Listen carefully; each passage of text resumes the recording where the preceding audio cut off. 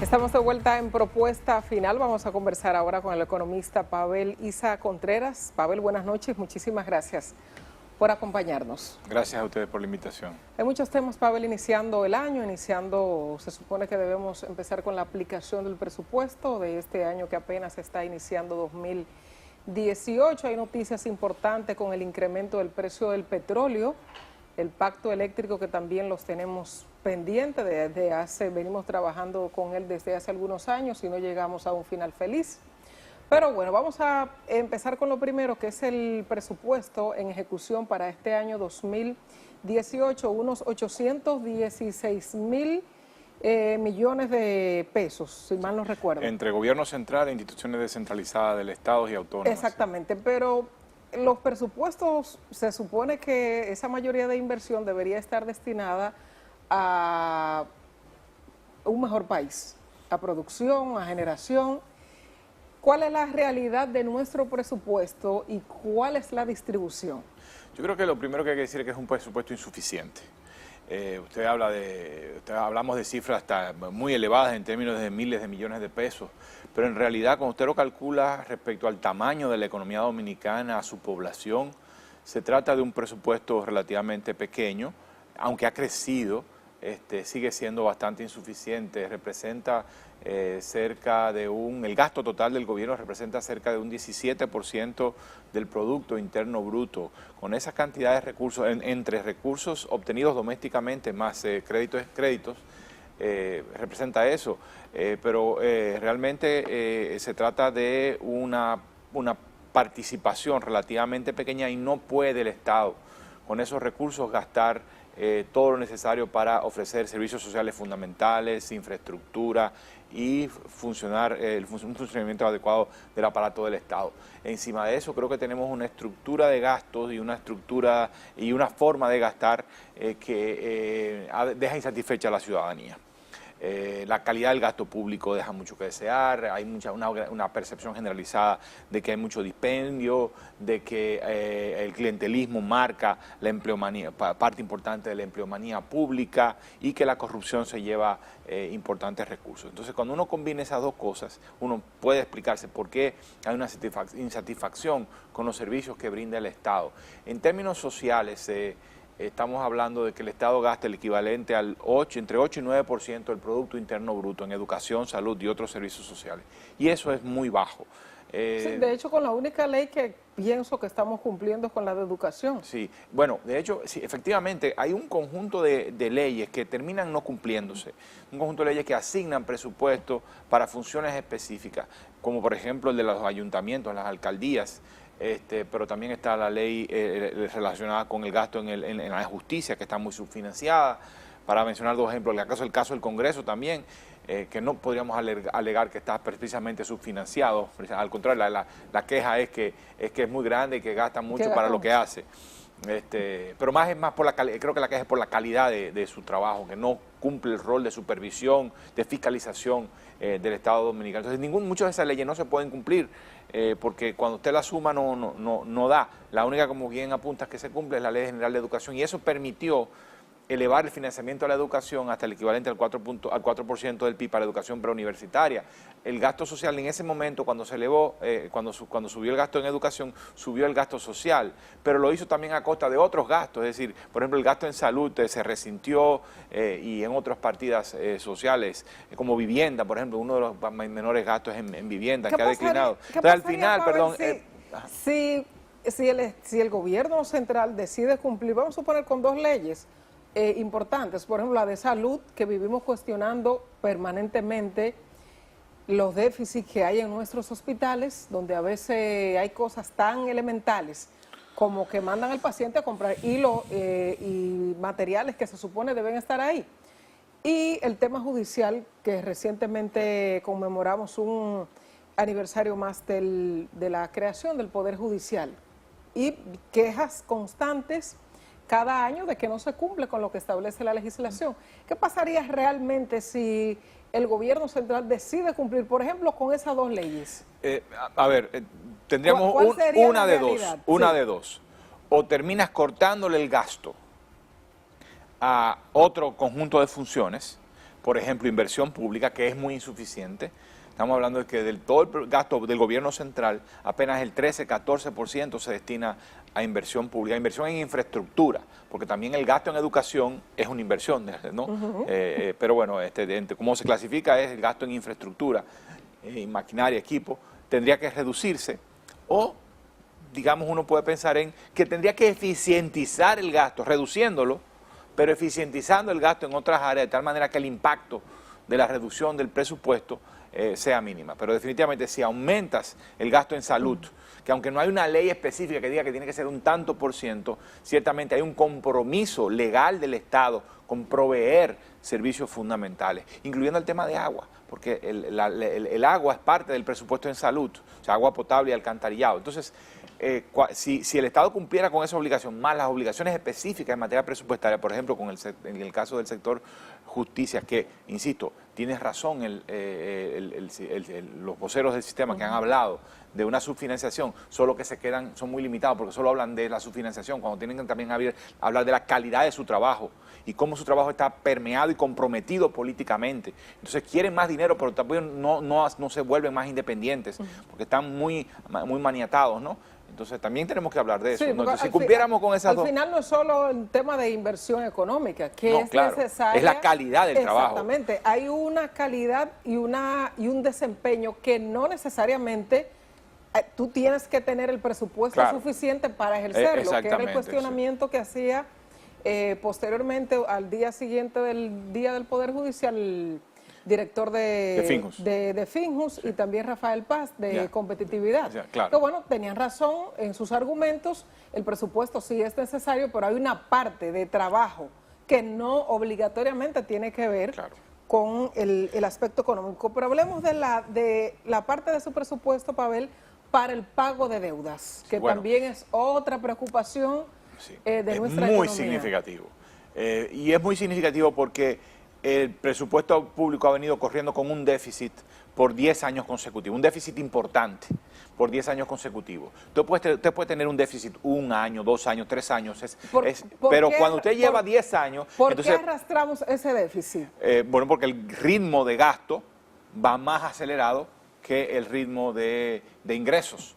Entonces el gobierno pero no solo de la administración Medina, también de la administración Fernández, 4 años de la administración Fernández, se dedicaron a gastar una cantidad de recursos por encima de los ingresos, y aunque en determinados momentos era importante incurrir en esos déficits, en ese endeudamiento, por ejemplo, la crisis del 2008-2009 fue severa y no había otra opción más que correr un déficit y endeudarse, porque si no ibas a tener que tumbar el gasto público de manera muy significativa. Eso afecta a la economía, afecta a los servicios públicos, no se mueve dinero en la calle, la economía se ralentiza, el empleo se afecta. Entonces en ese momento sí era razonable aumentar el gasto público, incurrir en un déficit, en una deuda. Pero luego vienen las elecciones en 2010, entonces yo creo que el gasto mucho en ese momento fue muy marcado por el tema electoral, igualmente en 2012. En varios de esos años, sin embargo, también uno puede decir, bueno, el petróleo subió mucho y entonces aumentó el subsidio al sector eléctrico. Eso es razonable. O sea, se mezclan razones de fondo importantes, o sea, atendibles, con razones que no son atendibles en términos económicos y sociales, sino más bien en términos políticos.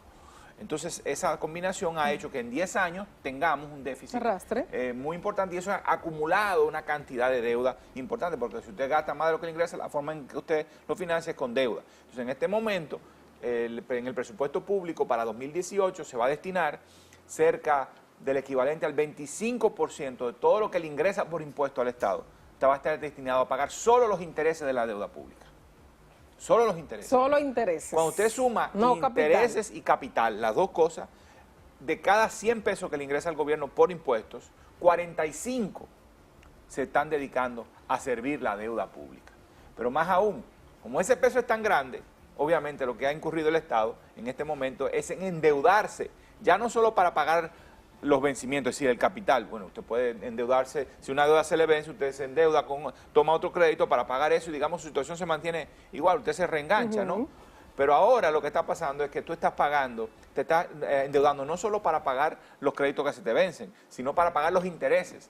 Cuando tú tomas un préstamo para pagar intereses sobre deuda vieja que tú tienes, tú estás en serios problemas. Yo creo que el Estado Dominicano está entrando en una fase en la cual no puede durar mucho sin que tenga que tomar decisiones significativas para ajustar las finanzas públicas. O eleva los ingresos, o baja los gastos, o una combinación de ambas. Sí, no tiene que o amplía la recaudación. Por eso, sube los ingresos ampliando la recaudación, o sea, subiendo la recaudación.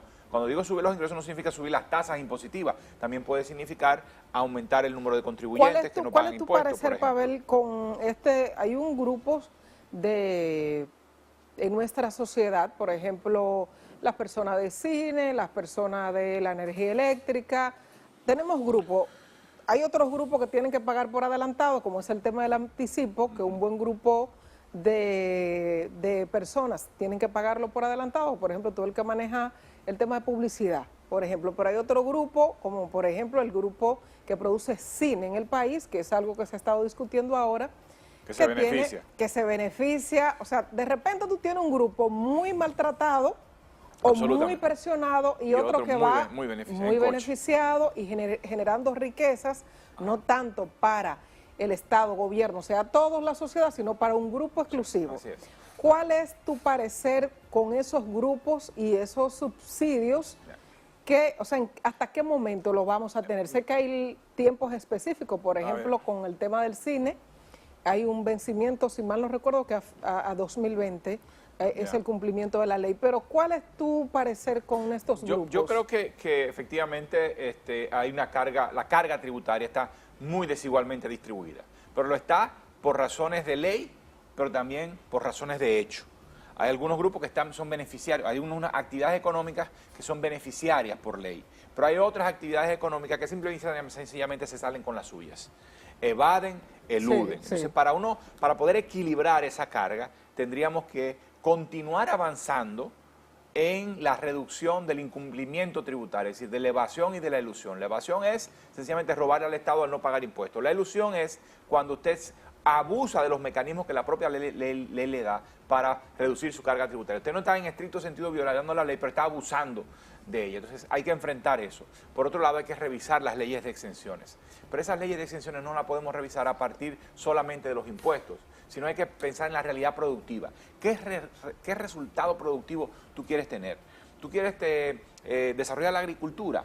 Bueno, ¿tú quieres desarrollar el turismo? ¿Tú quieres desarrollar la industria del cine? Puede ser legítimo eso, perfectamente. Bueno, ¿cuáles son las exenciones que tú tienes que dar para apoyar un esfuerzo de ese tipo? ¿Ya? ¿Y hasta cuándo? Y luego entonces tú piensas en cuánto te cuesta. Pero no puedes pensar solamente en que hay una exención, me estoy perdiendo dinero y voy a eliminar la exención. Sino piénsalo primero desde lo productivo, desde el empleo y la generación de riqueza. Y tú dices, para yo generar un sector sano, yo no puedo darle exenciones permanentemente, abiertas, sino que tiene que ser una exención que sea por un periodo de tiempo determinado y contra resultados específicos. Tú quieres promover el cine porque el cine es una beta de actividad económica importante. Tú vas a traer también estudios extranjeros, vas a generar empleo, hay un conjunto de ramificaciones. Bueno, está bien. Digamos que eso se decide y se puede entender con una buena discusión bien sustentada, no porque a alguien sencillamente se le ocurrió. Y entonces tú dices, bueno, ¿qué concretamente yo quiero generar? Entonces, tú le otorgas la exención en tanto te genere tanto empleo, en tanto te genere tanta inversión, en tanto te genere tal resultado tecnológico, tal aprendizaje. ¿Ya? Pero ahora mismo muchas de las exenciones son cheques en blanco. Es decir, yo te la doy porque tú sencillamente estás en la actividad. Y sucede que, por ejemplo, tú estás teniendo actividades económicas que están recibiendo exención, por ejemplo, pacas. O sea, ¿cómo es posible que una empresa, incluso en zona franca se instalan empresas de zona, que venden en zona franca y no tiene sentido y genera hasta resentimiento en el propio sector de zona franca? Claro que sí. ¿Cómo es posible que yo tenga una empresa que tenga una inversión de 300 millones de dólares y tenga 3.000 trabajadores, 4.000 trabajadores y esa empresa recibe el mismo tratamiento tributario que una paca? ¿Ya? Por ejemplo, para ponerte un caso extremo, ¿no? Sí, claro que sí. Entonces, y es una realidad en nuestra sociedad.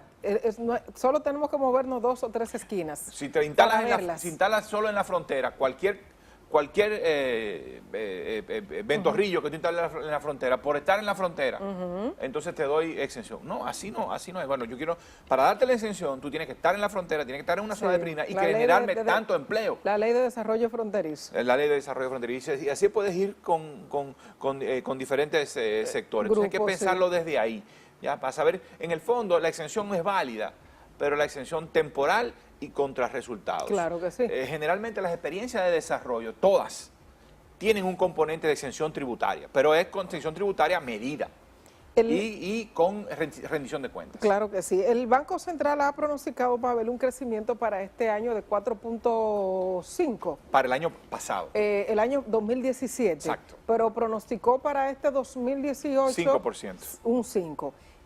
¿Qué significa eso para nuestra economía y por qué las personas, un grupo muy importante, siempre dice, bueno, un crecimiento de un 5%, pero yo nunca he visto, por mi casa nunca ha pasado ese crecimiento? ¿De qué forma nosotros vemos en nuestros hogares, en nuestros grupos sociales, esos crecimientos que pronostica el gobierno frecuentemente? Lo primero que hay que decir es que un 5% no es un crecimiento extraordinario. Bueno, pero comparado con otros países de la región...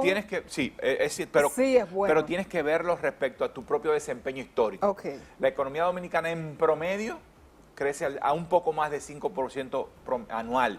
En los últimos, primero desde los 60, pero también en los últimos años ha crecido desde 2000 en adelante, si mal no recuerdo, 2007 en adelante, creció al 5.2%.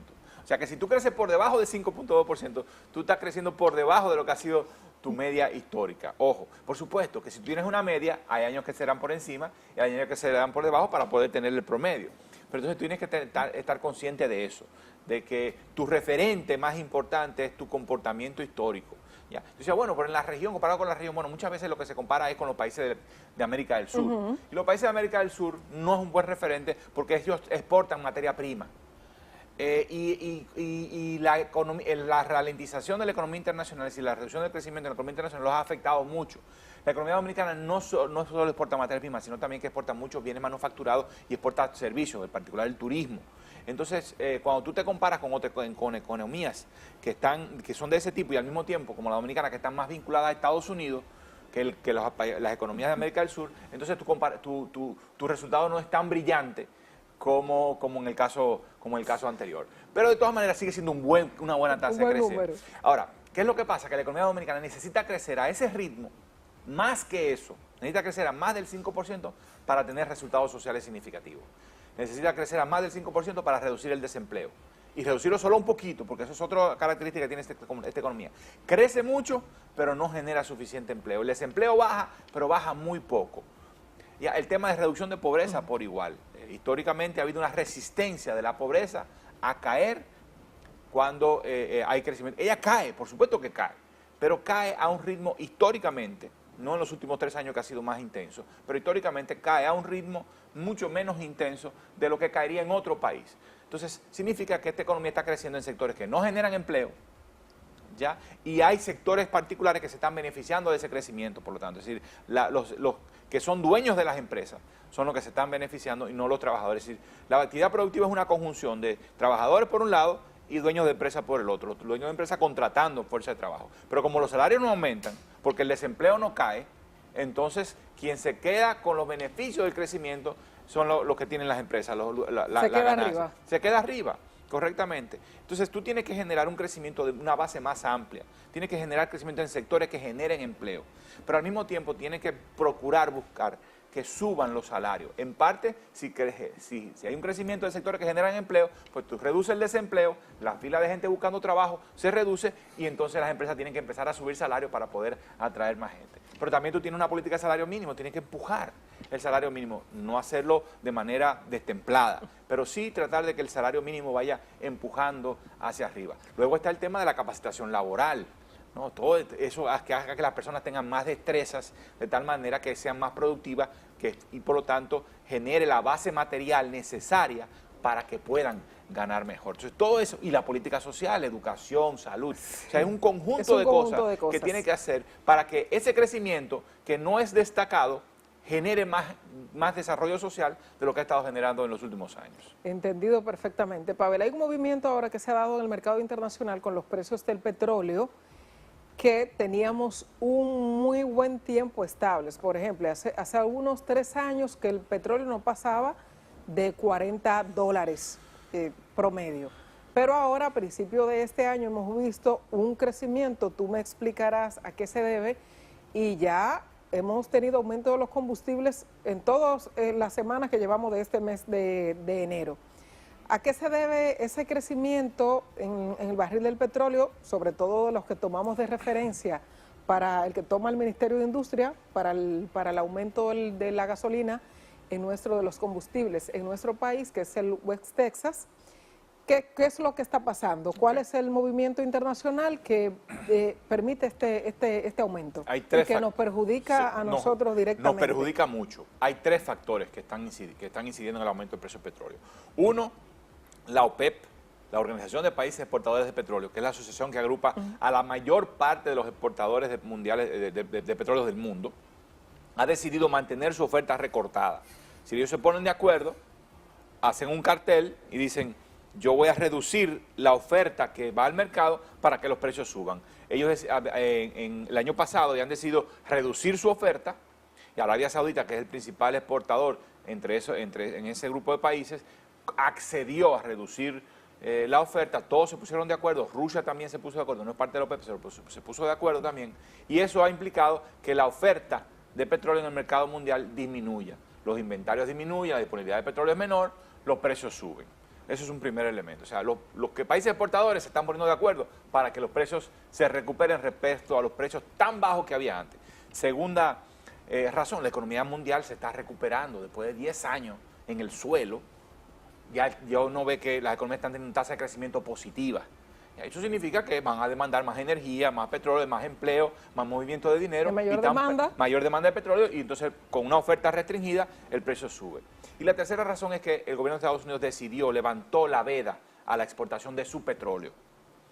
Entonces, al levantar la veda a la exportación de su petróleo, pues entonces Estados Unidos de alguna manera entra en el mercado mundial. Bueno, pero yo creo que esos son los factores más... En sentido general. En sentido, son los factores más importantes. Entonces, al tener eso, los países que importan petróleo se ven afectados tremendamente, y la República Dominicana se ve seriamente afectada. Por 3 años tuvimos precios ultra bajos del petróleo, muy bajos. Ya estamos teniendo una tendencia al alza. No parece que vayan a llegar a los precios de $100 y $80 pronto. Como en el 2000. Pero ya se acabó el petróleo barato. Y con ello, pienso yo que se va a acabar también el crecimiento elevado que mostró la economía dominicana en ese mismo periodo. Porque el bajo precio del petróleo facilitó mucho el crecimiento económico. Porque sencillamente usted estaba pagando... Y esa estabilidad. O sea, usted estaba pagando por el mismo barril, usted estaba pagando... La República Dominicana importaba $4.000 millones. Cuando el precio estaba más alto, importaba $4.000 millones en petróleo. Eso es lo mismo que exporta la zona franca en este país. Un 80% de lo que exporta toda la zona franca. Es el 70% de lo que vendemos en turismo. O sea, estamos hablando de mucho dinero. Ahora, cuando bajó el precio del petróleo, el país empezó a pagar la mitad. O sea, $2.000 millones que antes se dedicaban para importar el mismo petróleo, ahora estaban en la calle disponibles. Y eso permitió crecer. Ahora no vamos a volver a los 4.000 millones, pero ya nos movemos a cerca de los 3.000 millones y tanto. Entonces eso hace que sencillamente nuestras posibilidades de crecimiento, digamos, se reduzcan. Por eso digo que crecer al 5% el año que viene, que debe ser una meta importante, yo creo que va a ser difícil.